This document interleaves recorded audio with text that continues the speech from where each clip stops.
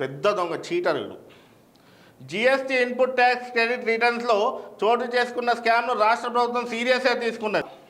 రాష్ట్రంలో తెలంగాణ రాష్ట్రంలో బీఆర్ఎస్ ప్రభుత్వం ఏర్పాటు చేసినాక నెంబర్ 1 దొంగ సోమేష్ కుమార్, లేకపోతే అసలు కేసీఆర్ లేడు. అంటే దొంగ డబ్బులు అక్రమంగా డబ్బులు సంపాదించుకోవడానికి సోమేష్ కుమార్ని అడ్డం పెట్టుకొని సోమేష్ కుమార్తో వాడుకొని ఎట్నుండి ఎటో అమౌంట్ స్టేట్ పైసలు మన సంత సొమ్ము చేసుకుందాం ఆస్తులు సంపాదించుకున్న దాంట్లో సోమేష్ కుమార్ చాలా దిట్ట కాబట్టి కేసీఆర్ ఈయనను వాడుకొని ప్రజా సొమ్మును అక్రమంగా దోచుకొని తిన్నారు. ఈయనను జైలు వేస్తే ఈయన పైన విచారణ జరుగుతాయి. రాష్ట్రంలో ఆయనపై 100 కేసులు వెళ్తాయి.